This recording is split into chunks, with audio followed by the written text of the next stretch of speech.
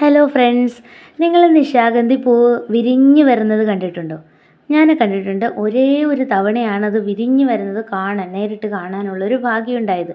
പക്ഷേ എൻ്റെ വീട്ടിൽ ഞാൻ പഠിക്കുന്ന സമയത്താണ് കേട്ടോ. അപ്പോൾ ഈ വഴിയിൽ കൂട്ടുകാരുടെ വീട്ടിലൊക്കെ പോകുമ്പോഴാണെങ്കിലും അയൽവക്കത്തൊക്കെ പോകുമ്പോഴാണെങ്കിലും അവിടെ കാണുന്ന വെറൈറ്റി ചെടികളൊക്കെ ചോദിച്ച് വാങ്ങി വീട്ടിൽ കൊണ്ടുവന്ന് പിടിപ്പിക്കുമായിരുന്നു. അങ്ങനെ ഒരു ദിവസം പിടിപ്പിച്ചതാണ് ഒരു നിശാഗന്ധിയുടെ ഇല. അപ്പോൾ ഇത് ഇല വെച്ചാണ് പിടിപ്പിക്കുന്നതെന്നൊക്കെ ഒരാൾ പറഞ്ഞു. അപ്പോൾ അതിൻ്റെ ഇതിൽ എനിക്കൊരു ഇല തരുമോ എന്ന് ചോദിച്ച് അവരൊരു ഇല തന്നു. ഞാനത് കാര്യമായി വെച്ച് പിടിപ്പിച്ചു. ശരിക്കും നല്ല രീതിയിൽ പോസിറ്റീവ് വൈബുള്ള ഇടത്തെ അത് പൂവ് ഉണ്ടാവുള്ളൂ എന്നാണ് പറയുന്നത്. അത്രയും പ്രീഷ്യസ് ആയിട്ടുള്ളൊരു ചെടിയാണ് അത്. ഡ്രാഗൺ ഫ്രൂട്ടിൻ്റെ പൂവായിട്ട് ചെറിയ സാമ്യമുണ്ട്, പക്ഷേ വ്യത്യാസമുണ്ട് കേട്ടോ.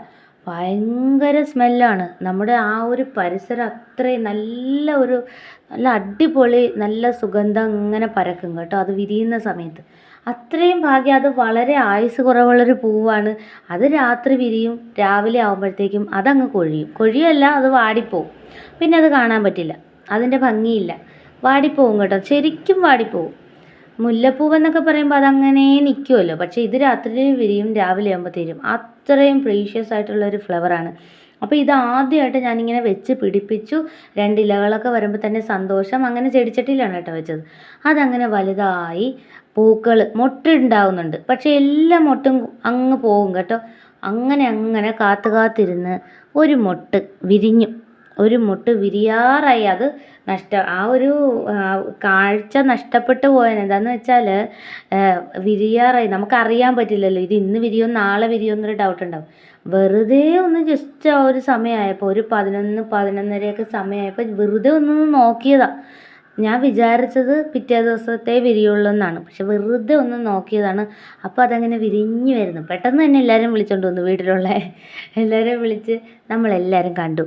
അത് ആ വിരിഞ്ഞ് വരുന്ന ആദ്യത്തെ ആ ഒരു കുറച്ച് സമയത്താണ്. അതിനുള്ളിൽ അനന്തശയനം കാണാൻ പറ്റും കേട്ടോ. വിഷ്ണു ഭഗവാന്റെ ശരീരത്തിൽ നിന്നും ഇങ്ങനെ ഒരു നീളത്തിലൊരു തണ്ട് പോലെ വന്നിട്ട് ഒരു ബ്രഹ്മാവിൻ്റെ അത്രയും കറക്റ്റായിട്ട് ആ ഒരു നമുക്ക് ആ സങ്കല്പം ആ പൂവിൽ നമുക്ക് കാണാൻ കഴിയും. ശരിക്കും അനന്തശയനം കാണാൻ കഴിയും കേട്ടോ. അത് വിരിഞ്ഞ് വരുന്തോറും അതങ്ങ് പൂമ്പൊടിയൊക്കെ ആയിട്ട് എന്താ പറയുക, അതിങ്ങനെ സ്പ്രെഡാകും. അപ്പോൾ നമുക്ക് ആ രൂപം നഷ്ടപ്പെടും. പക്ഷെ ആ വിരിഞ്ഞ ആ ഒരു സമയത്ത് തന്നെ കാണണം, എങ്കിൽ നമുക്ക് കാണാൻ പറ്റും. വളരെ നല്ലൊരു മൊമെൻ്റാണത്. കാരണം നമ്മൾ കാത്തിരുന്ന് ചിലപ്പോൾ നാളെ ആ മൊട്ട് കൊഴിയുക. അത്രയും കൊഴിഞ്ഞു പോയിക്കൊണ്ടാണ് ഇരുന്നത്. മൊട്ടുകൾ വിരിഞ്ഞ് കിട്ടുന്നില്ലായിരുന്നു. അങ്ങനെ കുഞ്ഞു മൊട്ട് വന്നു. അത് വിരിഞ്ഞ് ഓരോ ദിവസവും അതിൻ്റെ വളർച്ച ഇങ്ങനെ വന്ന് ലാസ്റ്റ് ഒരു വലിയ പൂവാണ് കേട്ടോ ഫ്രണ്ട്സ്. വളമൊക്കെ കിട്ടി നല്ല ഹെൽത്തി ആയ ഒരു ഫ്ലവർ എന്തായാലും നമ്മുടെ 2 കയ്യിൽ ഒതുങ്ങുന്ന അത്രയും ഒരു വലിപ്പം ഉണ്ടാകും കേട്ടോ. 2 കൈപ്പത്തി അത്രയും അതിനേക്കാളും വലിപ്പം ഉണ്ടാകും. അപ്പോൾ എന്തായാലും അതിന് ശേഷം ഒരു തവണ കൂടി വിരിഞ്ഞു. പക്ഷെ അത് നമുക്ക് കാണാൻ പറ്റിയില്ല. അത് വിരിഞ്ഞ് കഴിഞ്ഞിട്ടാണ് കേട്ടോ കണ്ടത്.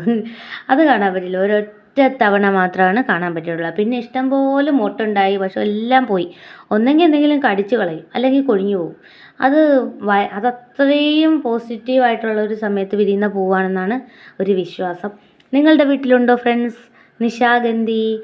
അപ്പോൾ thank you for watching. Video like ചെയ്യാനും ഒരു ഹൈപ്പ് തരാനും മറക്കല്ലേ ഫ്രണ്ട്സ്. വീണ്ടും നമ്മുടെ ചാനലിൽ വരെയും വീഡിയോ കാണുകയൊക്കെ ചെയ്യണേ. ബൈ.